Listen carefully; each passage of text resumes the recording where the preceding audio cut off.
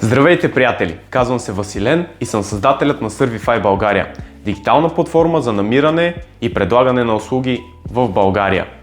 Започвам една нова поредица, в която ще покрия различни аспекти от моя живот, както професионален, така и личен, както и ще споделям гледни точки за различни тематики, като основните направления ще бъдат бизнес, спорт и неща от живота. Останете до края. Днес ще си говорим малко повече за развитие и за въпросът, който може би всеки от вас някога си е задавал. Откъде да започнем?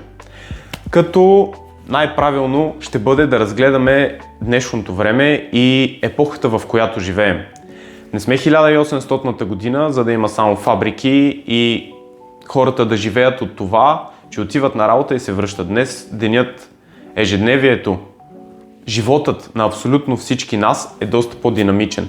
Какво значи това? Сега имаме много по-голяма възможност да свършим повече неща за кратък период от време.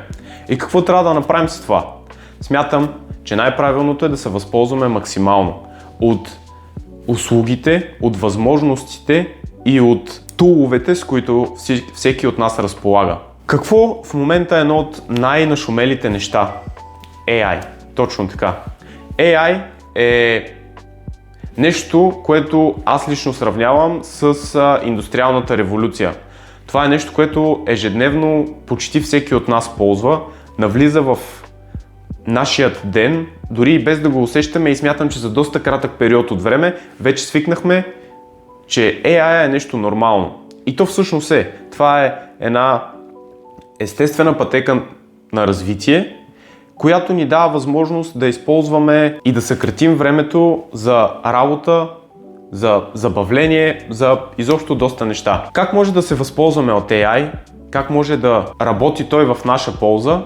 И кои са правилните варианти да го направим? Когато аз започвах моето личностно развитие и професионално, за съжаление или пък за добро, нямаше AI.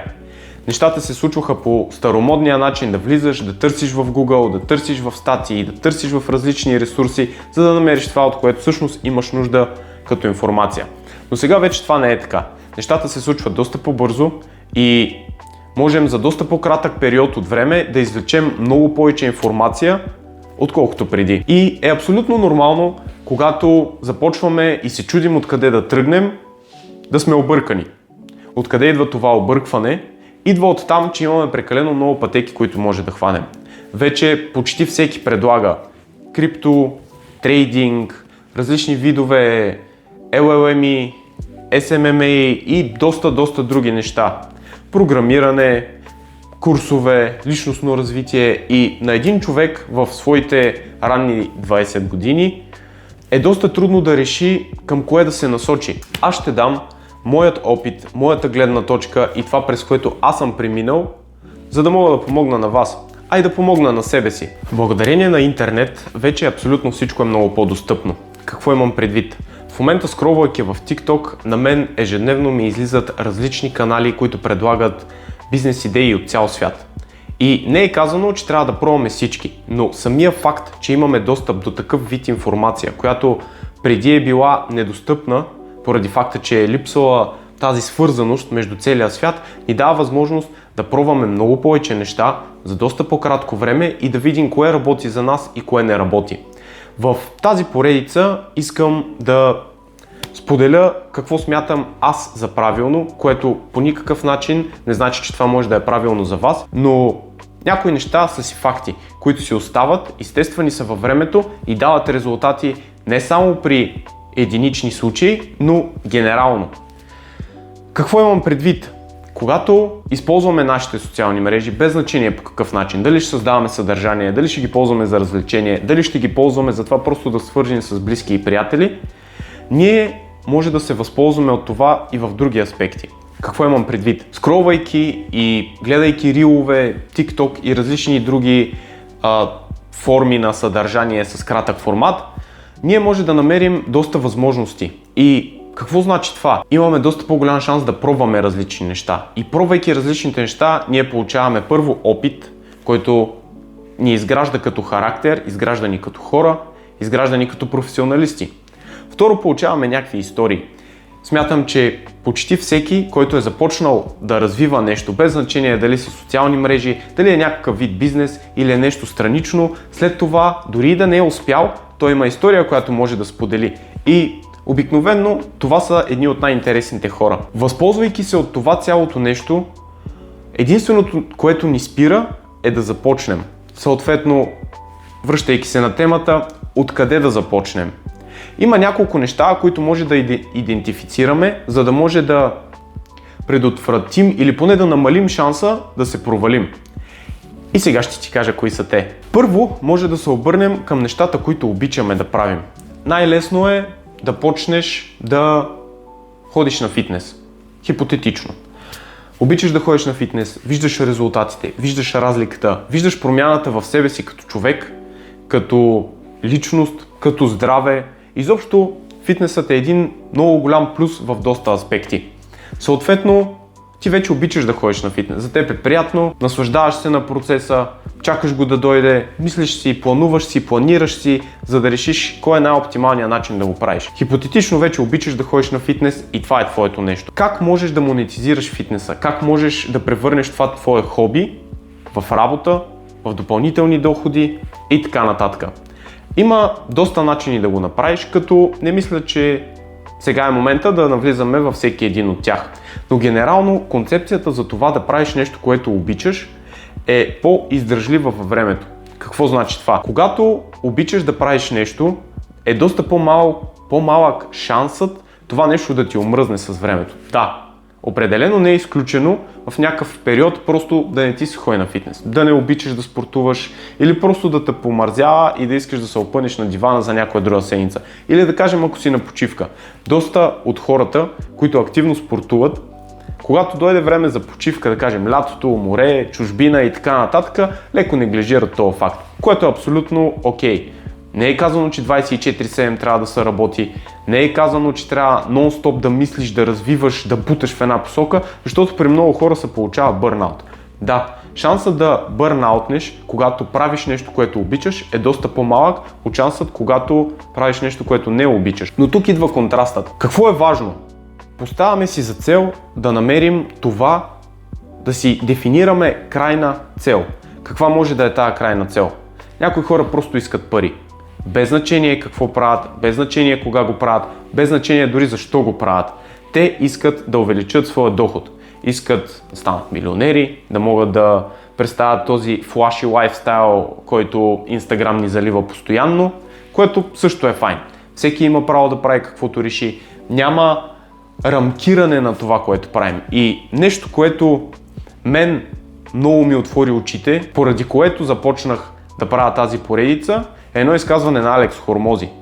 Никой няма да го интересува след 200 или 300 години. Късмет е ако доживеем до 80 и като цяло вече attention span на хората е изключително кратък поради различни фактори, за които няма да навлизам в детайли. Но генерално, ако искаш да направиш нещо, просто го направи. Няма значение какво е то. Стига да е легално, разбира се, и да не застрашаваш твоя живот или живота на другите. Но ако искаш да пробваш нещо, пробвай го. Нищо не губиш. Да, може да имаш не много хубава обратна връзка от приятели, от семейство, от познати и така нататък, но това неизбежно ще се случи. И обикновенно хората, които подкрепят, са тези, които са над теб или наистина са близки към теб и искат най-доброто за теб. А ти щом си решил, че най-доброто е да почнеш да създаваш съдържание, да пробваш трейдване или да пробваш крипто или да пробваш програмиране или социални мрежи или каквото и да е, защо да не го направиш? Няма причина, която да те спира да хванеш нещо и да го пробваш. Вече видяхме, че имаме доста възможности благодарение на социалните мрежи, благодарение на развитието на изкуствения интелект и цяло на доста други аспекти. Видяхме, че е доста по-лесно да правиш нещо, което обичаш, отколкото да не правиш нещо, което обичаш. Но тук идва един малък въпрос. Ако нещо, което не обичаш да правиш, но то те приближава изключително много до твоята цел, без значение дали ще е внимание, слава, пари, здраве или каквото и да е, би ли го направил? Това е въпрос, който всеки трябва да зададе за себе си. Аз съм от път хора, който смятам, че дори и да не ми харесва нещо, аз би го правил, ако то ще ме доближи до крайния резултат. Не се чувствам супер комфортно да говоря пред камера, не се чувствам супер комфортно да стоя до 12 часа да работя определено ми се излиза повече с приятели, определено искам да посетя повече държави и като цяло да се насладя на различни аспекти от живота, които ако имам период, в който наистина трябва да работя повече, не мога да си го позволя. И това са жертви, които всеки от нас трябва да реши дали е готов да направи или не. Аз съм имал периоди, в които съм работил от сутрин до 12 часа вечерта през седмицата. Абсолютно всеки ден, от понеделник до петък. Като събота и неделя, разбира се, тъй като през седмицата ежедневието е доста запълнено, се налага малко да разнообразя по някакъв начин. Дали ще е да изляза с приятели, дали ще е да видя някой приятел, който не е в моя град. Или като цяло ще реша да направя нещо, което е различно от работа, което е файн. Понякога има едно такова движение, което постоянно кара да работиш. И в моментите, в които ти не работиш или да се развиваш, се чувстваш зле. Обаче това не е окей.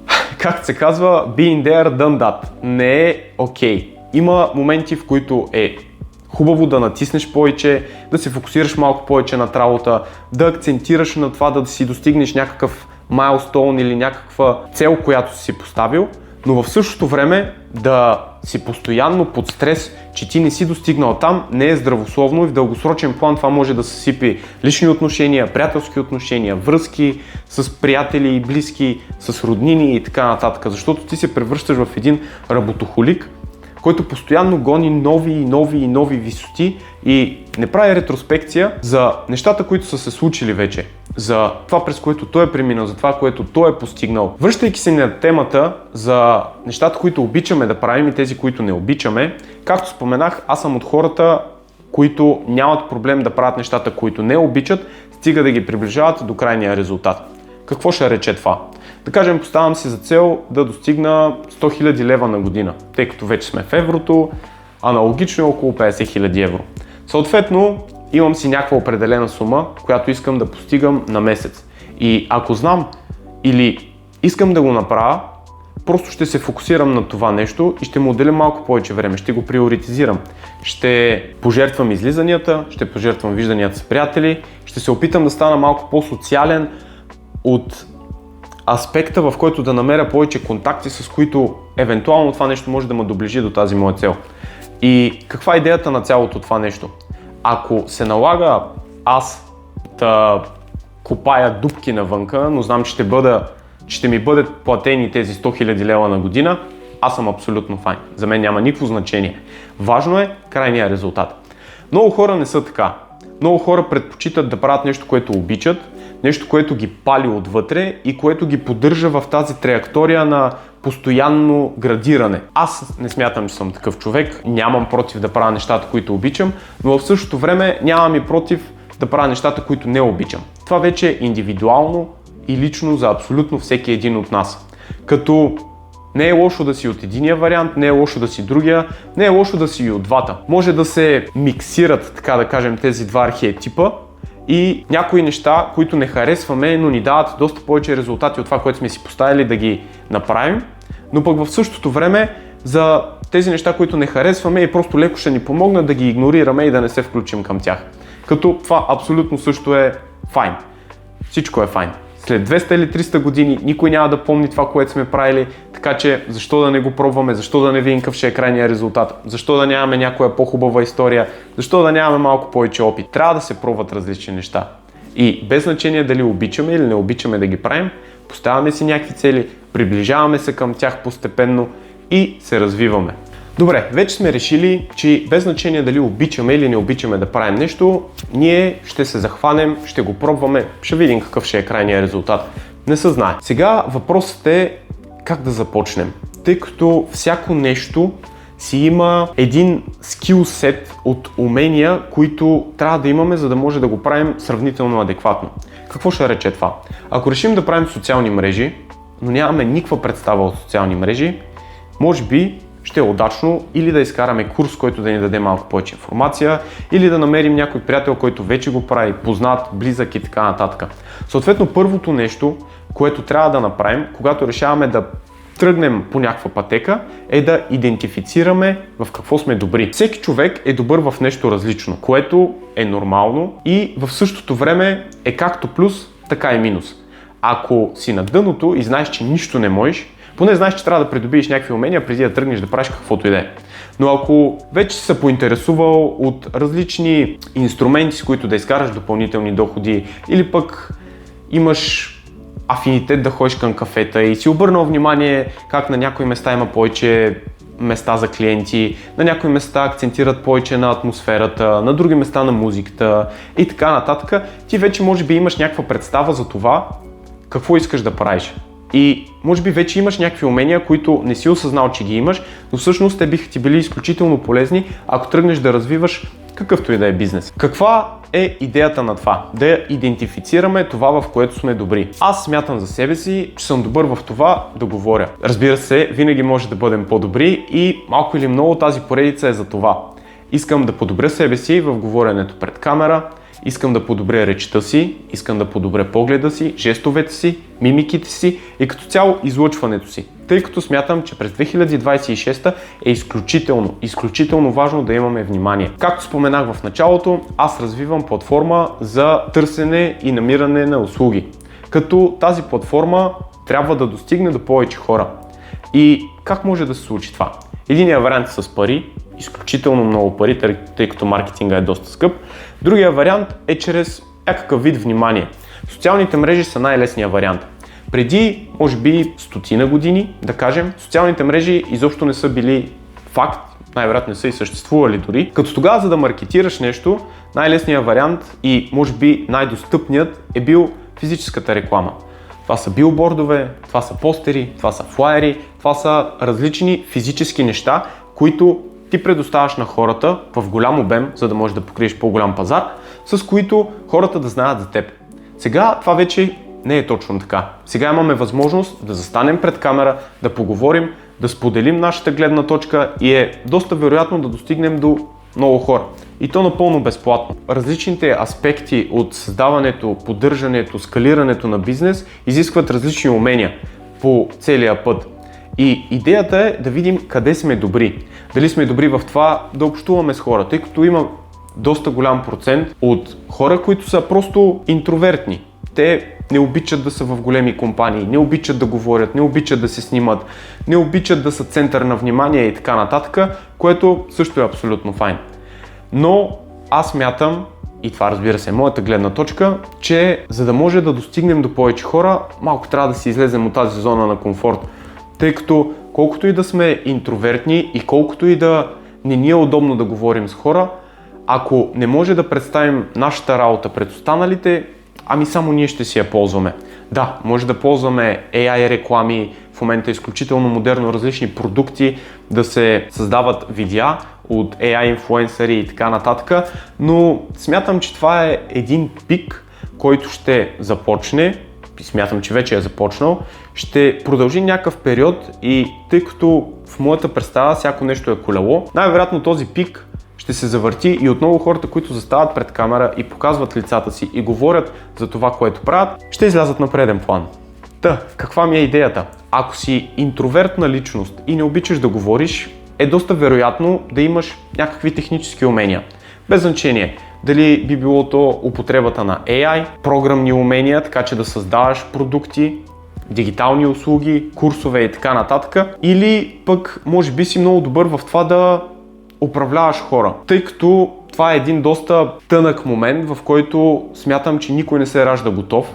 Някои са по-добри от други в него, но за да можеш да станеш по-добър в това да говориш пред хора, да управляваш хора и така нататък, задължително трябва да го практикуваш.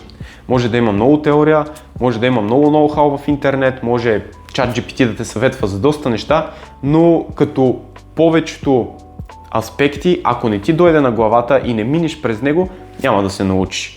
Или поне няма да бъдеш толкова добър, колкото е нужно. Идентифицираш това, в което си добър и след като го идентифицираш това, трябва да запълниш останалите звена. Как може да се случи? Благодарение на AI в момента имаме изключително голям ресурс, който може да ползваме и той може да запълни доста от звената. Както казах по-рано, имаме възможност да правим клипове с AI, си пишем съдържанието с AI. Лично от моята гледна точка, копирайтингът е почти умрял, а допреди няколко години това беше нещо, което много се търсеше, защото за да представиш това, което искаш дигитално, ти трябва да имаш някакво описание, трябва да има написан текст. Този написан текст не се пишеше от AI, а се пишеше от хора. Хора, които са отделили години, за да станат добри в това. И в момента се появява ChatGPT и може да му напишеш перфектния промпт, така че да си го обучиш, да си стане твой агент и да стане твой личен копирайтър. Хипотетично сме готови с копирайт частта. Имаме съдържанието перфектно описано. Разбира се, когато той създава неща, е добре да ги преглеждаме, да им обърнем някакво внимание, да редактираме, така че да бъдат малко по-естествени, тъй като се вижда кога. И тук ще ви дам един трик. Ако забележите някъде, че в някакъв текст или каквото и да е, има дълги тирета, тъй като когато натиснем клавиша за тире, той излиза късичък. ChatGPT пише дълги тирета и обикновено не прави много сложни изречения. Така че, ако някога попаднете на такова, да знаете, че това е 100% AI генерирано. Не си е направил труда да обърне внимание на това, че това нещо е разлика, която някои хора виждат. Копирайтинга на една страна. Снимането на видеа. Както говорихме по-рано, маркетинга е изключително важен аспект от това да достигнем до повече хора, да предадем идеята си, да предадем енергията си и да представим нас в това, което правим. Както вече знаем, AI може да ни помогне за това, но може и да ни попречи. Защо може да ни попречи? Аз лично съм попадал на видеа, които не са достатъчно професионално направени. И не става въпрос за резолюцията или за самия продукт, просто хората не са достатъчно обучени да ползват AI, за да може да създават такъв тип съдържание, че то да изглежда естествено, автентично и наистина да кара хората да спрат и да му обърнат внимание. Разбира се, има и хора, които го правят на изключително високо ниво и много се доверяват на него и това за тях работи. И двете неща са окей. Просто в някакъв момент пазара отсява тези, които са посредствени или подпосредствени и остава само победителите на преден план. След като сме готови с маркетинга, решили сме как да го правим, дали ще заставаме пред камера, дали ще ползваме AI, дали ще ползваме реклами, е важно да обърнем внимание на продажбите. Продажбите са един, дори даже не е един. Това е най-фундаменталният аспект на това да правиш какъвто и да е бизнес. Ако нямаш продажби, просто имаш някакво хоби. Най-вероятно. Може да не са дошли на момента, може да имаш план как да стигнеш до тези продажби. Разбира се, в моя случай, когато аз разработвам дигитална платформа, е доста трудно от началото да продам идеята. Мога да го направя, аз не избрах този път. Дали е било грешка или не, времето ще покаже, но за момента ние сме акцентирали над развитието над нещо, тъй като моята философия е, че не обичам да предлагам неща и да обещавам неща, които първо, че не съм сигурен дали ще постигна, второ, може да са неточни с реалността и трето, хората нямат полза от тях или поне на конкретния момент. Предпочитам да дам някаква стойност и след това да получа обратна връзка и евентуално монетизация на тази стойност. Продажбите са едно умение, в което цял живот се учим. Продажбите ни помагат в взаимоотношенията с приятелите, в взаимоотношенията с семейството, в взаимоотношенията с отсрещния пол и като цяло това е едно комплексно умение, което ние държим в нас. Тъй като за да създаваш маркетинг, за да създаваш копирайтинг и така нататък, най-вероятно най-малкото ти трябва химикалка, за да пишеш на лист за копирайтинга или трябват някакви AI тулове, за да може да създадеш правилните видеа, но продажбите те са малко по-различни. И какво имам предвид? Продажбите са нещо, което носим навсякъде в нас. Когато можеш да продаваш, ти излъчваш една друга енергия, имаш една друга аура. Ти се чувстваш по-уверен, готов си да чуваш не, тъй като това е проблем, който се случва при доста хора. Имаш различно усещане пред останалите хора и това усещане е именно породено от това, че ти имаш някаква исторически данни, които заявяват това, че ти си добър в продажбите. И те ще ти помогнат, както споменах, не само в професионален план, без значение дали продаваш курсове, дали продаваш някакъв продукт, дали продаваш някаква услуга, всичко се продава. И това е начинът, по който ти представяш себе си, услугата, продукта си или каквото и да е пред отсрещния човек. Ако не си добър в продажбите, е хубаво да станеш по-добър. Може да звучи клиширано, но реално продажбите лично за мен са 90% от каквото и да захванеш като бизнес или някакво странично занимание, което искаш да ти донесе малко повече доходи. Идеята на продажбите е буквално да вземеш пари. Ти не правиш пари, тъй като не си Федералния резерв на Америка, ти взимаш пари от други хора. Как може да вземеш тези пари от други хора? Най-лесният вариант е да им предложиш някаква стойност. Без значение дали ще е спестяване на време, дали ще е оптимизация на някакви процеси, Дали ще е някакъв продукт, от който те имат нужда, без значение дали ще го вземат емоционално или ще го вземат чисто осъзнато. Продажбите са начин, по който ти да вземеш пари. Това е. И горе-долу това е бизнес. Взимаш парите на другите хора, работиш с тях, скалираш и така нататък. След като си идентифицирал и си дефинирал нещата, в които си добър и тези, в които не си добър, идва въпросът как да запълним липсващите звена. И аз смятам, че тук има два сегмента, на които може да обърнем внимание, като първа подточка и искам малко да акцентирам повече на тях. Първият е дали имаме или нямаме ресурси. И какво значи ресурси? Доста по-лесно е да правиш бизнес, ако вече имаш пари. Може да си наемиш хора, може да си наемиш курсове, специалисти, да станеш по-добър и така нататък, но въпросът е, ако нямаш тези ресурси, и ресурсите не се изразяват само в финансов капитал, ресурсите се изразяват и в човешки ресурс, тъй като това, колкото и да е противно на AI движението, аз все още смятам, че човешкият ресурс е изключително важен. Да, обикновено той е по-скъп от един AI и е доста възможно, когато му умре хамстера на човешкия ресурс, той да е в депресия, да скъса с гаджето, да има нужда от почивка, да закъснее за работа и така нататък.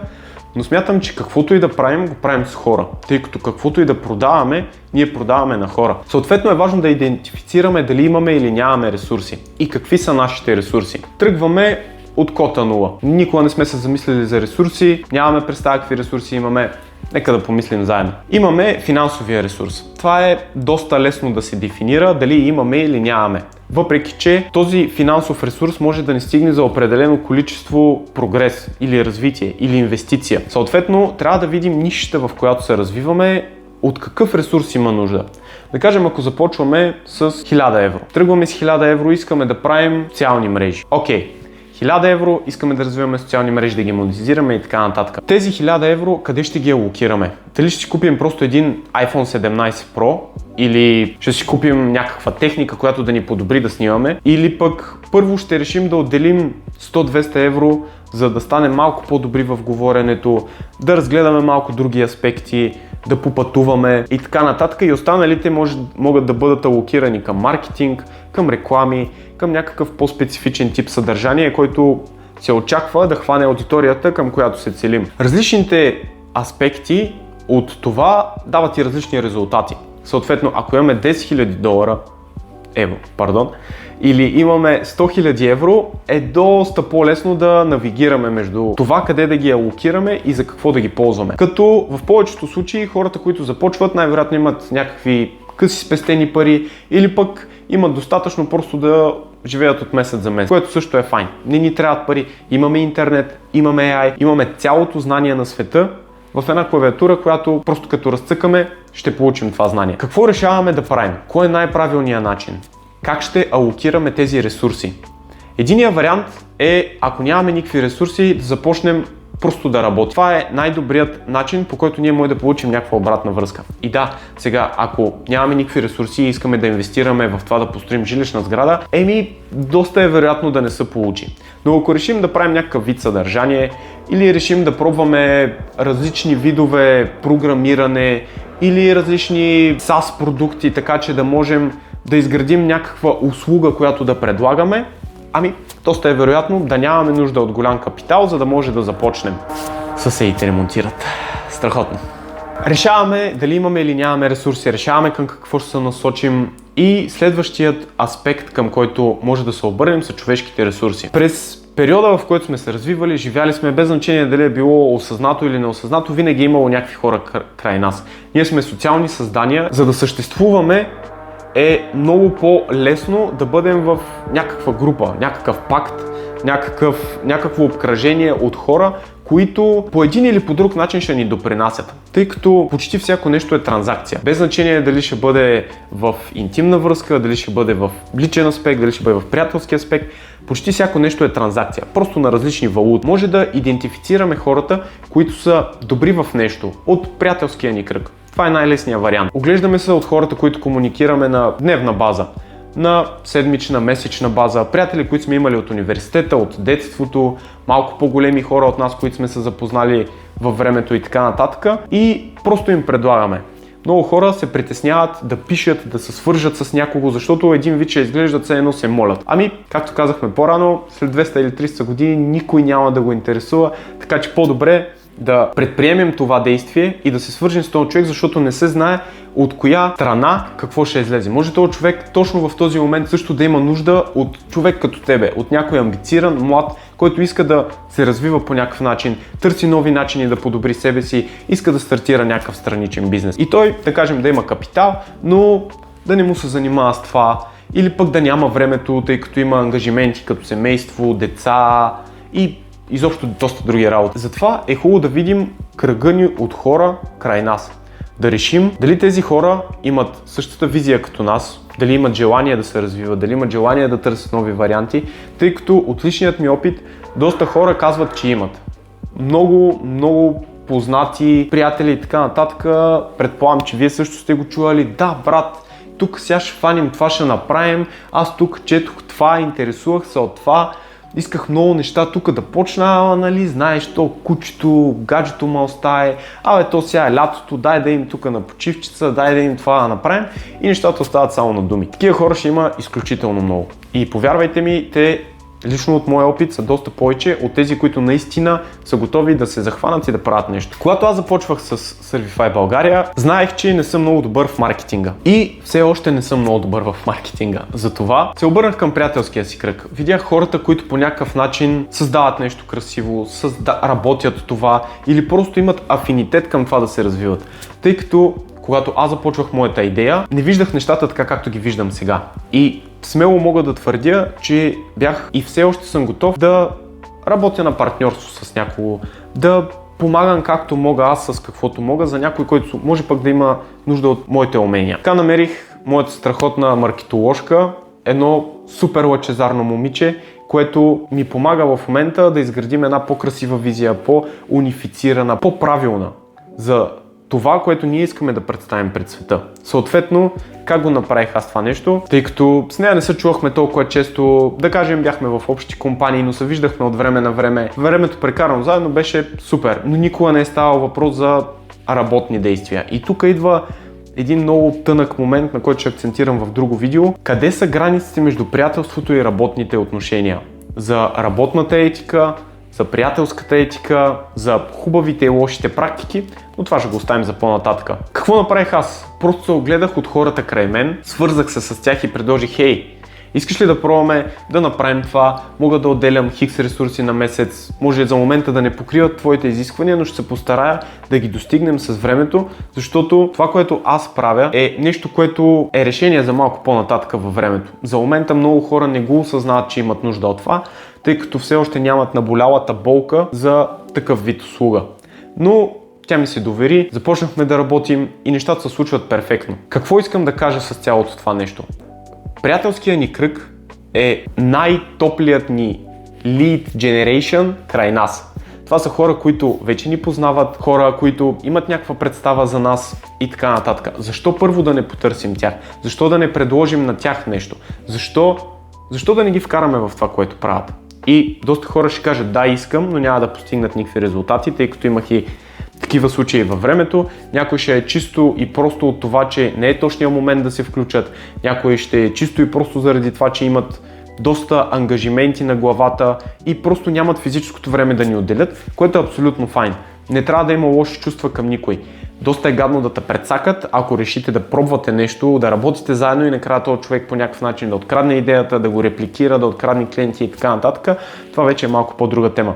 Но хората, които казват не, е също толкова стойностно, колкото хората, които казват да. Но не е стойностно, когато хората казват да, а всъщност искат да кажат не. Това е нещо, което научих през времето, в което се занимавам с тази моя инициатива. Доста хора ги е срам да кажат не. Не знам дали е срам, не знам дали е някакво друго чувство, но те са такива: не искам да ти нарана егото, затова да, добре, ще го направим, но ще намеря всяко едно извинение да не го направя. И съответно това е нещо, което пречи. Пречи на тях, пречи на мен, в случая ще пречи и на вас, ако и на вас ви се случи. Правилният вариант е още от началото да си кажем: абсолютно съм файн да ми кажеш не, можеш да бъдеш искрен с мене, имам намерение да правя това, сериозен съм към това, мога да отделя тези ресурси, искаш ли да помогнеш? Но от началото да се дефинира една рамка, която поставяме и когато този човек прекрачи тази рамка, трябва да има, последствие е неправилната дума, но да има преразглеждане. Да седнете и наистина да си кажете дали този човек е правилният за вас да работите или не. Като и двата случая са файн. Дали ще остане в рамката или няма да остане, след 200-300 години никой няма да го интересува, така че пробвайте. Намерете приятелите, които имате и смятате, че могат да ви помогнат. Намерете хората във вашия кръг, които могат да допринесат за нещо. Вие може да имате някаква визия как това да се случи, те може да имат различна. Може да не си допаднете, може да сте много добри приятели, но да не можете да работите заедно. Съответно, това нещо е естествения път, по който се развива, според мен, един специалист. Минава някакъв период, срещаш се с различни хора, пробвате някакви неща и в някакъв период се изгражда един шаблон. Когато видиш някой човек, когато го познаваш малко или много, ти знаеш дали този човек може би бил полезен за теб. Обаче виждаш някакви черти, които си видял преди в човек, който се е държал по същия начин, но се е отказал. Това не значи, че не трябва да даваме шансове. Точно обратното, заслужава се, но винаги трябва да имаме едно на ум. Без значение колко добри приятели сме, без значение в какъв кръг сме, без значение дали сме роднини, братя или каквото и да е. Работата си е работа. Това е един отделен сегмент. Това, че някой не е професионалист или не покрива вашите очаквания за това какво трябва да се случи, не значи, че този човек не е добър приятел. Аз работя с приятели и смятам, че професионалните взаимоотношения нямат нищо общо с личните. По-скоро личните базират на това дали ще може да се развият в професионални и да работим заедно. Тъй като на повечето хора си им личи дали имат, дали нямат работна етика и това нещо се изтества във времето. Трудно е да се направи преценка от ден 1, дори и от ден 10, от първия, втория, третия месец, но когато се продължи един такъв работен период, хората си проличават, тъй като има различни типажи хора. Някои обичат да си стоят повече вкъщи, да си бачкат, други обичат да ходят по партита, да се забавляват и така нататък, различни субстанции, алкохоли. Без значение какъв е личния живот, тия хора в професионален аспект могат да са съвсем различни. Въпреки че личните навици и това как се държим в свободното си време, според мен леко биха наклонили везните на това дали аз бих имал предложение към някого, на база това дали искам да работя с него. Ще поговоря малко за един друг аспект, който също е доста клиширан, но той е клиширан с някаква цел, тъй като най-вероятно е истина. Този аспект е колко е важно да не се отказваме. Има филми писани за това, има песни, има изключително много неща. И тук не говоря само за професионални направления, за работа, за бизнес и така нататък. Тук говоря за отношения, говоря за пречки, които имаме в живота. Колко е важно да не се отказваме. Решаваме да започнем нещо, без значение какво. Да кажем, в примера мисля, че взехме социалните мрежи. Хващаме да правим социални мрежи, правим ги вече месец и половина и нямаме никаква разпознаваемост. Нищо не става. Чувстваме се зле, чувстваме, че все едно преливаме от пусто в празно и няма готов резултат, който да ни мотивира, който да ни стимулира да продължаваме да го правим това нещо. Ами, най-вероятно това ще бъде при повечето хора. Много е важно да не се отказваме. Защо е важно? Защото не знаеш кога ще се случат нещата. Много бизнеси в много аспекти хората работят, нищо не става. Работят, пак нищо не става. Работят, продължават да работят с години и пак нищо не става. Изведнъж работят и бам! Изведнъж се случват нещата. Почват да изкарват повече пари, да стават по-разпознаваеми, да се подобрят и генерално да са много близо до целта, която са си поставили или дори да са я постигнали. Какво значи това? Това значи, че този процес, който те са извървяли, може да е изглеждал като един празен път, но всъщност през всяко едно стъпало, в което те са работили и са качвали и така нататък, те са получавали нови знания, нови умения и това нещо ги е развивало, може би просто не е дошло тяхното време. Но съответно, за да достигнат до този път, те са преминали през един доста трънлив път, който им е дал много умения и знания, който им е позволил да случи е така и просто всичко да стане. Затова е важно да не се отказваме. Може да започнем и да не правим нашето нещо. Какво значи? Може да сме решили, че искаме да правим социални мрежи, ама тия социални мрежи да не са нашето нещо.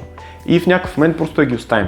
Може да решим да отворим някакъв физически бизнес, да започнем с някакво кафе, да започнем с машини за пици, да започнем с някаква автомивка на самообслужване, без значение какво е.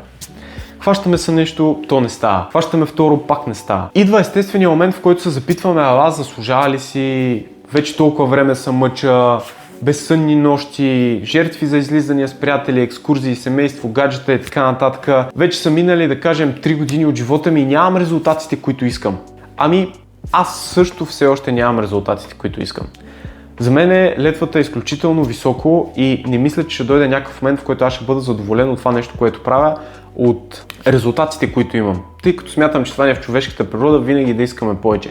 Да, може би след 20-30 години ще се обърна назад и ще кажа, Василене, ти моля, говориш такива глупости, писнало ми е вече, не ми се разправя, тази твоята 25 годишна мотивирана версия, добре, аз съм на 50, тук си имам парите, жената, семейството, дворчето, кучетата, живота е прекрасен, не ми се натиска повече, искам просто да се наслада на старините си. Възможно е.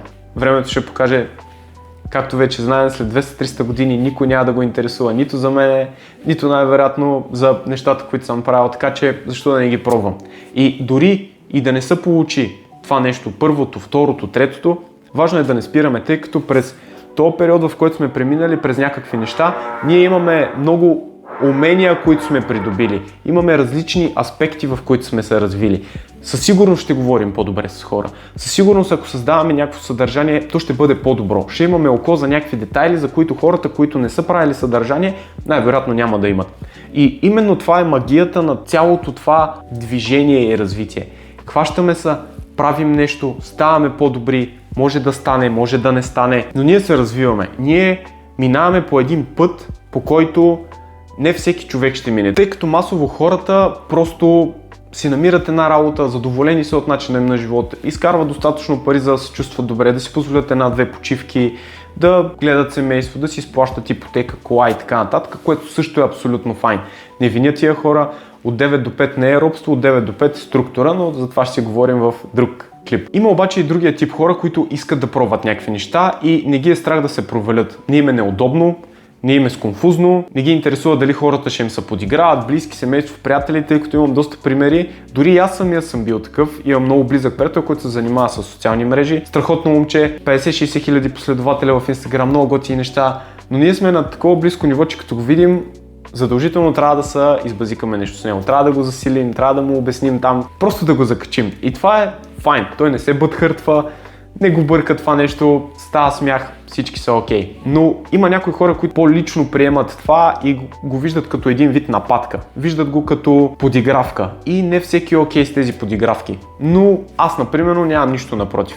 Все ми е та. От известно време ми се промени така нагласата за света, че почти не ме интересува какво мислят, говорят, правят другите и така нататък. Аз съм като един кон с капаци, който си гледа моите неща, искам да си развивам моите работи и като цяло чувам някаква обратна връзка от хората, приемам някакво чуждо мнение, но всичко минава през един мой филтър и голяма част от него изпада в канала. Ако сте решили да правите нещо, без значение какво е, давайте. Ако не стане, пак няма никакво значение. Продължавайте. Идеята е да се правят някакви работи, да има някакво производство. Колкото и да звучи като във фабрика, в момента произвеждам. Произвеждам съдържание, после ще произвеждам някакъв продукт, после ще произвеждам щастие за себе си, като изляза и се видя с приятели. Така че всяко нещо е един вид производство. Решаваме на къде ще насочим тази енергия и какво искаме да произвеждаме. Тъй като много хора просто не им се занимава. Повечето хора консумират това, което другите са произвели. Всичките рилове, шортове, те също са един вид производство. Има някакъв дигитален продукт и по-голямата част от хората прибират се вкъщи, сядат на дивана, цъкат 2-3 часа на Instagram, TikTok и накрая просто решават да си легнат, което също е файн. Не виня никой, не може всеки да се сцепва от работа и всеки да иска да се развива и така нататък. Трябва да има разнообразие от хора. И това го прави уникалното, тъй като да произвеждаш някакви неща е доста по-трудно, отколкото да ги консумираш. Мисля, че всеки от вас е съгласен, че ако идем на магазина и си вземем една торта и я изядем, е доста по-лесно, отколкото ако седнем в кухнята и си направим една торта. Примерно. Това да правиш изисква жертви, както казахме по-рано, но дали си заслужават тия жертви, това вече всеки ще си преценява персонално, тъй като няма унифициран единствен отговор. Това е нещо, което всеки сам трябва да реши и сам трябва да е готов. Доста хора ще се откажат в началото, доста хора ще пробват нещо, ще им е трудно, ще се откажат, доста хора ще поработят малко повече и пак ще се откажат, но има прекалено много типове от хора, прекалено много примери, които показват, че просто ако решиш да правиш нещо и му се отдадеш за дълъг период от време, то ще се случи. То е неизбежно. Според мен, това е лично мое мнение, не трябва да бъде по никакъв начин теорема или нещо строго дефинирано. Ако отделиш достатъчно много време и работа на нещо, то ще стане. Без значение какво е. Може да си чистач, може да си какъвто и да е, като имам абсолютното уважение към чистачите и хората, които поддържат света ни в реда, в който е. Ако станеш много добър в това, което правиш, ти ще бъдеш платен. Ти ще се забелязваш и така нататък. Социалните мрежи са начин да достигнеш до повече хора и съответно това твое умение да го представиш. Но дори и да нямаш социални мрежи, хората край теб, кръгът ти, работното ти място, приятелите и така нататък, те ще знаят, че ти си най-добрият в това, което правиш. Ако не се отказваш, най-вероятно ще достигнеш до целите, които искаш. Обаче, преди да се откажеш или да продължиш, идва най-важната, може би, стъпка. И тя е да започнеш. Без значение какво правиш, важно е да започнеш. Дали с ресурси, дали без ресурси, дали с капитал, дали без капитал, дали с приятели, дали без приятели. Важни са първите стъпки. Те са най-трудни обикновенно, но са и най-есенциални за това да предначертават пътя, който може би ще извървиш. Тъй като няма как да си добър в нещо, ако не го правиш. Теорията е едно, практиката е съвсем друго. Аз мога да чета по цял ден за бизнес и за спорт или за нещата от живота, обаче нищо като от това не съм изпитал на мой гръб, не смятам, че съм компетентен. Не, че в момента се смятам за най-компетентния. Тази поредица е нещо, което ще ми даде ретроспекция след време да се обърна, за да видя дали нещата, които мисля в момента, казвам и представям пред вас, са така. Така че, връщайки се на проблема, важно е да се започне. Без значение какво е. Дали ще са книги, които ще ни помогнат по някакъв начин да се образуваме. Дали ще са някакви курсове. Имаме някой човек, който предлага някаква информация, която смятаме, че ще ни е полезна. Ами давай, взимай курса. Без значение. Пари се изкарват, времето обаче не се изкарва. Затова е много важно да разполагаме с времето си и да го уплътним така, че да получим стойност в това време. Да получим знанията, да получим уменията. Защото всяка пътека е доста дълга, според мен. Има някои хора, които хващат да правят нещо, им се получава така. Но смятам, че те са един доста малък процент. Аз не съм такъв. Не знам дали вие сте такива. Ако сте такива, поздравления. Съседът си е решил да си ремонтира. Но важно е да се започне. Важно е да тръгнем от някъде. Идентифицирахме доста стъпки, които биха ни помогнали за това, към какво да се насочим, какво да ползваме, къде да търсим и така нататък. Идеята на този клип е да даде една по-различна представа за това кое след кое да следва. Но няма как нещо да следва след другото, ако не сме тръгнали от някъде. Затова, ако имате някаква идея, без значение каква е, социални мрежи, спорт, крипто, трейдинг, курсове, каквото и да е, отделете му време, започнете го. Със сигурност след един месец ще сте по-добри от това, което сте в момента. Със сигурност след 3 месеца ще сте доста по-добри от този първия месец, който е изминал. И така има един компаунд ефект, който ще позволи да станете изключително добри, с съжаление или за не, за доста дълъг период от време, или пък може би за по-къс. Различните сфери и аспекти изискват различно време. Но най-важното нещо е да се започне. Следващото според мен е да не се отказва. Ако това нещо до момента ви е било интересно и мога да самаризирам целият този клип в 2-3 изречения, те ще бъдат: започни сега и не се отказвай. Това е. Това беше първият епизод на тематика бизнес и развитие, който някога създавам. Надявам се да ви е бил интерес, надявам се да съм дал някаква стойност, надявам се да ви е бил полезен. И съответно, ако е така, всякакъв вид подкрепа би била изключително оценена. Аз съм Василен, създател на Servify България. Благодаря за отделеното време и до скоро!